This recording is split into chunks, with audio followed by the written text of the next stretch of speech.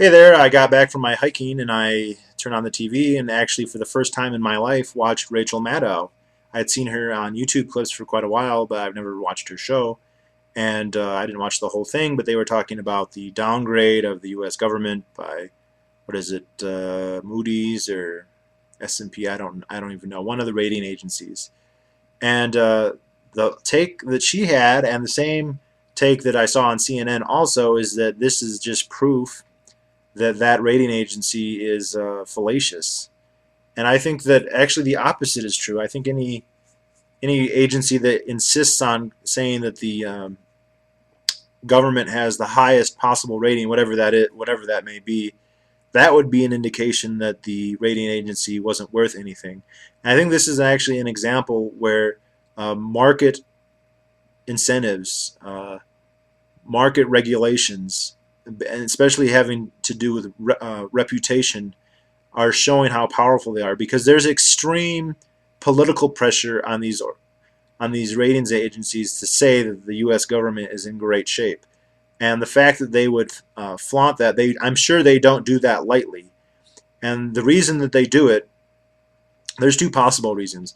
One is that they are just super moral and they will only do what they believe is actually true. That is possible, but I'm going to just guess that is likely not the case. The most likely case is that they just realize that their entire business model, their entire bread and butter, is based on people perceiving them as being legitimate. And if they are consistently misrating something, it's one thing to get away with it if they think that no one's going to know, then they can risk that. But if it's obviously biased, then they have no, they have nothing to stand on. And so they are forced to, by economics, by the market, not by a coercive state, to admit that the federal government's ability to make its creditors whole is limited. Now, Rachel Maddow and all them said, no, they'll just keep, as long as they can borrow more and keep raising the debt ceiling, people who buy treasury bonds will always get their money back. And they may actually be correct in that. However, there's something else that they're omitting, maybe because they don't know or because they're being more sinister. I don't know. It doesn't matter.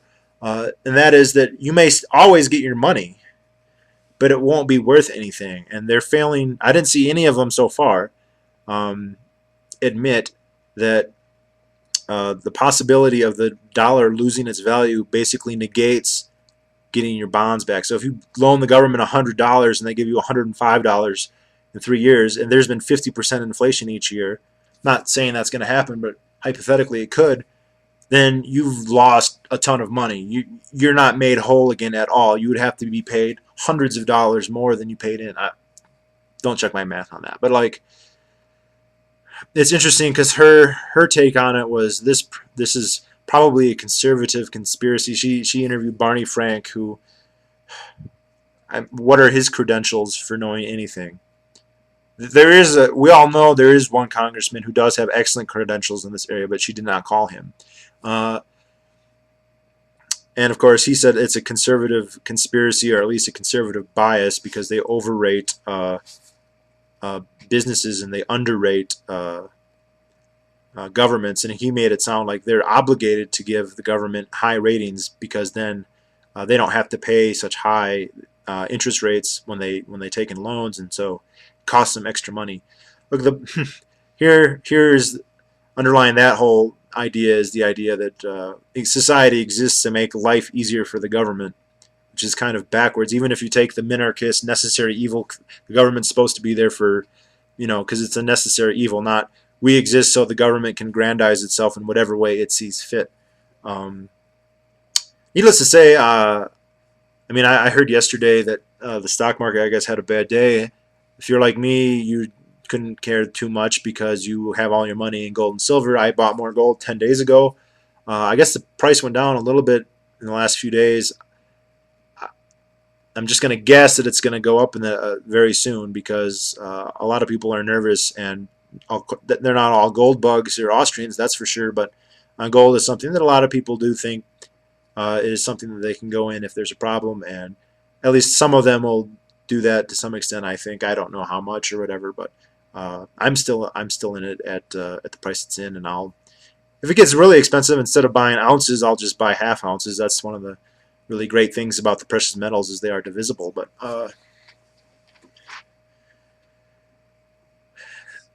it's as far as I can tell. I mean, the coverage is that it's treasonous for the rating to be downgraded. Uh, I don't know what are we supposed to do? The government has everyone knows that its obligations run into the tens of trillions of dollars. I mean, they were saying that they made $1 trillion error.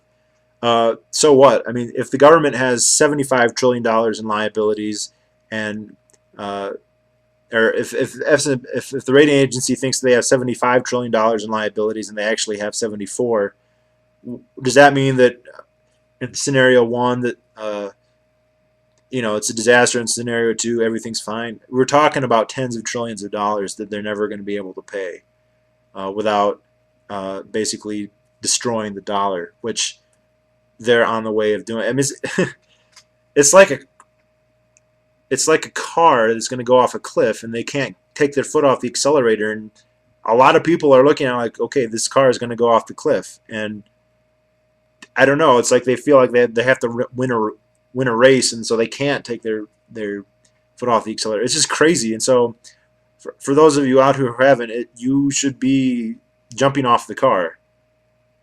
Even if you skin your knees a little bit, it's better than going off the cliff. And what that means exactly varies. At some point, that could actually mean leaving the country, although I don't know where you could go that would be any better. At the very least, get out of the stock market bubble to the extent that you can. It's not to say everything in the stock market is terrible. There are companies that are providing value to people that are actually worth something. I certainly not suggest any of them. I don't know enough. But, I mean, guns, gold, silver, food, gas, if you have like a tank. I don't know. So, the media is a joke. The other thing I saw today was Mark Sanford, the former governor of South Carolina, who he was always pimped out by the Southern Avengers, like a Ron Paulish kind of figure. And he said some of the weirdest stuff. He was interviewed by Sean Hannity, and he said, yeah, the Keynesians are wrong, and the monetarists, they're wrong. What we need to do is looking at Irving Fisher, because he really wrote a lot about this stuff. Okay, Irving Fisher is famous for not predicting the Great Depression and losing his fortune in the process, and he was a laughingstock of the entire country, and the only reason people care about him is because he was Milton Friedman's teacher, and Friedman lionized him for the rest of his life and basically rescued his legacy, even though he was long dead. He lost his sister's fortune also. But it's interesting because then Sanford said Irving Fisher is an Austrian economist like Mises and Hayek. This struck me as amazing because anybody who would know enough to know the name Mises, not Hayek so much because he's more famous, but anyone who would know the name Mises should know that he's not Irving Fisherite at all, and that Irving Fisher is not an Austrian economist at all. He is a monetarist. He's like one of the founders of the Chicago School. So Sanford was all over the place on economics. At least he was dropping the right names, which is more than I can say for Sanford and what's his name, Barney Frank, and Anderson Cooper was on there and on CNN, and he had the same story that downgrading the U.S. is treason, basically, and it's proof that the ratings agency is not reputable. When actually, it's my understanding that these rating agencies have done bad things in the past, but maybe they're just trying to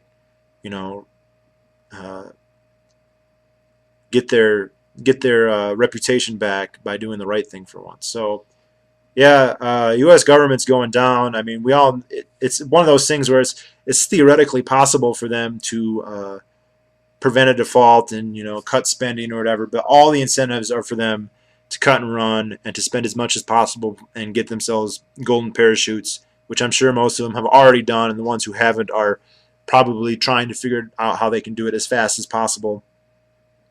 And so it's one of those things where, yeah, theoretically, a perfect and angelic government might avoid a catastrophe, but in real life, uh, that's not going to happen, and there is going to be a catastrophe. So it's not good news. I'd rather not be vindicated, and of course, it's not me so much as lots of people have been aware of this. So, all right, people, let's get ready.